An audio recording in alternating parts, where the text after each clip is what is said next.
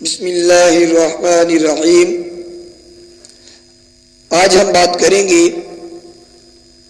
اعتکاف کے کچھ مسائل کہ اعتکاف پر بیٹھ کر کیا کرنا چاہیے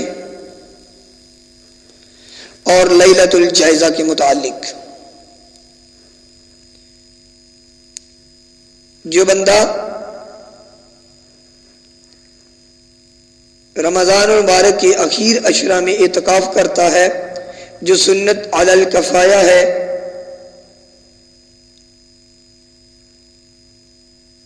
رمضان المبارک کے 20ویں روزے کی مغرب سے پہلے سے لے کر عید کے چاند دیکھنے تک یہ اعتکاف ہوتا ہے۔ اس کے اندر انہیں کیا اعمال کرنے چاہیے؟ اکثر لوگ اپنے چہرے کو چھپا لیتے ہیں، مناسب نہیں ہے۔ بس یہ ہے کہ کسی سے فضول گفتگو نہ کرے، مسجد کے اندر ایک علیحدہ سائڈ پہ کونے پہ بیٹھے، زیادہ ہے تو پھر آگے ترتیب کے ساتھ بیٹھتے جائیں۔ عورتیں گھر میں بیٹھی ہیں تو جا کے جس کونے میں بیٹھی ہیں وہاں ہلکا سا وہاں پردہ کر لیں اور آرام سے بیٹھیں۔ اگر پردہ نہ بھی کریں تب بھی بیٹھ سکتی ہیں، لیکن پردہ کرنا مناسب ہے تاکہ احساس ہو، پتہ چلے کہ یہ اعتکاف کی جگہ ہے، یہاں پہ معتکف بیٹھے ہیں۔ تو وہ قرآن کا ذکر کریں، قرآن پڑھتے رہیں، کثرت سے تلاوت کرتے رہیں، درود شریف پڑھیں، استغفار پڑھیں، کلمہ شریف پڑھیں، یعنی مکمل لو اللہ رب العالمین کے ساتھ۔ بس اللہ رب العالمین کے علاوہ بیٹھے ہی اللہ کے لیے ہے، تو ان کے علاوہ کسی اور کا تذکرہ، کسی اور کے ساتھ بات ٹھیک نہیں ہے۔ بس ساری توجہ اللہ کے لیے۔ نوافل پڑھیں، قضا نمازیں جو رہتی ہیں زندگی کی وہ ادا کریں، قضا نمازیں ادا کریں، تہجد، اشراق، چاشت، اوابین، صلاۃ التسبیح، انہیں پڑھیں۔ اور صلاۃ التسبیح اس کی جماعت نہیں ہے، اکثر مساجد میں اعلان ہوتا ہے تو اکثر بزرگ لکھتے ہیں اگر اس کو دین سمجھ کر کیا تو یہ بدعت ہے، بدعت ہے، بدعت ہے، شریعت میں نہیں ہے، نوافل کی جماعت نہیں ہے شریعت میں۔ اگر کسی نے اس نیت سے نہ پڑھا کہ یہ شریعت میں حکم ہے، اس نیت سے نہیں پڑھا لیکن جماعت کے ساتھ ادا کر لی، تب بھی اس نے گناہ کا کام کر لیا۔ حالانکہ یہ ہماری مساجد میں اعلان ہوتا ہے، مساجد میں ہمارے ہی کچھ علماء دعوت دے دے کر بلاتے ہیں، تو ایک طرح سے اگر دیکھا جائے تو یہ گناہ کی دعوت ہو جاتی ہے۔ علماء نے بڑا سخت منع فرمایا ہے کہ نوافل کی جماعت، لوگ پھر اتنی تعداد میں جمع ہوتے ہیں کہ مسجد میں جگہ نہیں ملتی، جس طرح جمعے کی نماز میں لوگ جاتے ہیں۔ حالانکہ اس طرح تو ہمیں فرض نمازوں میں فجر، ظہر، عصر، مغرب، عشاء میں آنا چاہیے، ان میں حکم ہے۔ قرآن مجید کے اندر نبی علیہ الصلوۃ والسلام کے فرمان کے اندر فرض کا حکم دیا گیا ہے، اور آپ علیہ الصلوۃ والسلام کے فرمان میں باجماعت نماز کا جو فرائض کا ہے بڑا سختی سے حکم دیا گیا، اور ہم اس کی طرف توجہ نہیں دیتے، اور ایک رات کے لیے صلاۃ التسبیح کے لیے پوری مسجد بڑھ جاتی ہے، اور یہ نفل ہے، اور نفل کی جماعت ہونے کی بنا پر فرض کی باجماعت نماز کی فوقیت کم ہو جاتی ہے، جس کی وجہ سے اس کو گناہ قرار دیا گیا۔ اس سے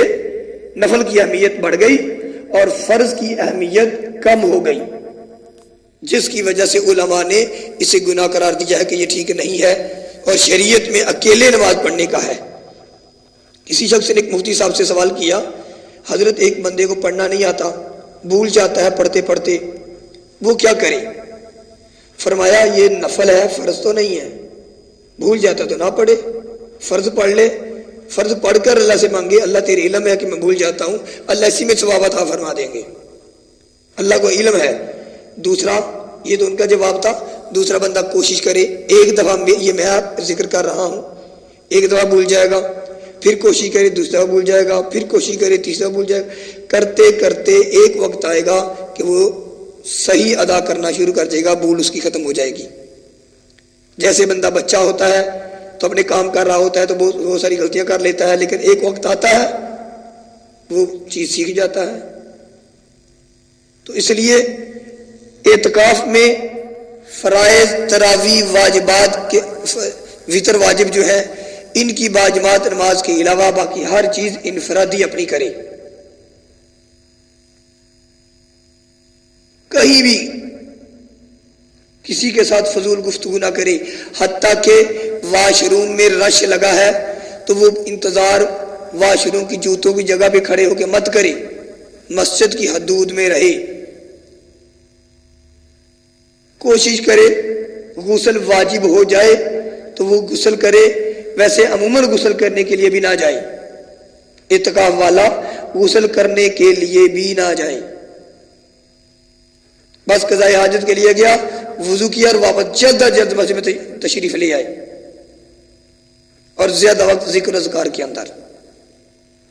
یہ معمولات ہیں، یعنی اس نے اپنے آپ کو اللہ کے لیے وقف کر دیا، اب یہ 10 دن اللہ کے ہیں، بھول جائے دنیا کی ہر چیز۔ اور لیلۃ الجائزہ، لیلۃ الجائزہ چاند رات کو کہتے ہیں، چاند رات کو، جائزہ انعام کو کہتے ہیں، انعام کی رات، کہ جو کچھ بندے نے پورے رمضان میں کیا اس کا انعام لینا ہے۔ اور اس انعام کی رات ہم لوگ کیا کرتے ہیں، کپڑے بنانوں کے، کپڑوں کی تیاری کرنے میں اور معمولات کے اندر، بازاروں میں، ان چیزوں کے اندر اپنا وقت ضائع کر دیتے ہیں، اور جب انعام لینے کی باری آتی ہے تو ہم لوگ اس طرح چلے جاتے ہیں۔ تو اس رات کو اللہ رب العالمین فرشتوں سے پوچھتے ہیں کہ میرے فرشتوں، جس بندے نے اپنی مزدوری کی ہے اس کو کیا، اس کے لیے کیا حکم ہے، کیا کرنا چاہیے؟ وہ کہتے ہیں اے اللہ، اسے تو پوری پوری مزدوری دینی چاہیے، اس کا حق بنتا ہے۔ تو اللہ رب العالمین ان فرشتوں کو گواہ بنا کر کہتے ہیں اور اپنی قسم کھاتے ہیں کہ اے فرشتوں تم گواہ بن جاؤ، میں نے ان کے رمضان کے روزوں اور تراویح کے بدلہ میں انہیں اپنی رضا اور مغفرت عطا کر دی۔ اور بندوں سے خطاب فرما کر اللہ تعالی ارشاد فرماتے ہیں اے میرے بندو، مجھ سے مانگو، میری عزت کی قسم، میرے جلال کی قسم، آج کے دن اپنے اس اجتماع میں مجھ سے اپنی آخرت کے بارے میں سوال کرو۔ یہ عید والے دن کی بات ہوتی ہے، عید والے دن جب بندہ عید پڑھنے جاتا ہے۔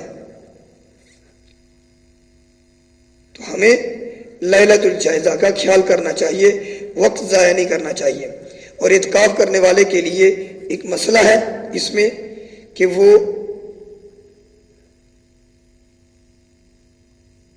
چاند نظر آنے کے بعد گھر نہ جائے،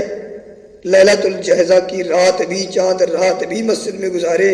اور مسجد میں گزارنے کے بعد صبح فجر کی نماز ادا کر کے پھر گھر جائے۔ اس کے بڑے فوائد اور بڑے ہی اجر و ثواب کی بات لکھی ہے۔ اللہ رب العالمین ہم سب کو یہ لیلۃ الجائزہ اور اعتکاف کرنے کی توفیق عطا فرمائے، اس کی اہمیت کو سمجھنے کی توفیق عطا فرمائے، اور موت کے فضرات بڑی آسانی سے شب قدر اس میں حاصل کر سکتے ہیں۔ اور شب قدر صرف ایک رات 27ویں نہیں ہے، یہ یاد رکھیے، خاص کر موت کے فضرات یہی بات یاد رکھیں۔ 21ویں رات جس میں بیٹھنا ہے وہ رات، 23ویں رات، 25ویں رات، 27ویں رات اور 29ویں رات، ان 5 تاک راتوں میں شب قدر ملے گی۔ تو اعتکاف کرنے والے حضرات کے لیے یہ گزارش ہے کہ وہ شب قدر کو پانے کے لیے ان 5 راتوں میں جاگ کر اللہ کی عبادت کریں،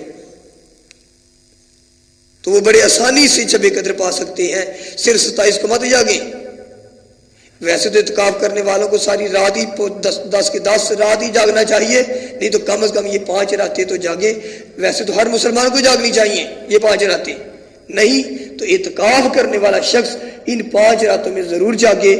تاکہ اس کو شب قدر حاصل ہو سکے۔ اللہ رب العالمین ہم سب کو عمل کرنے کی توفیق عطا فرمائے۔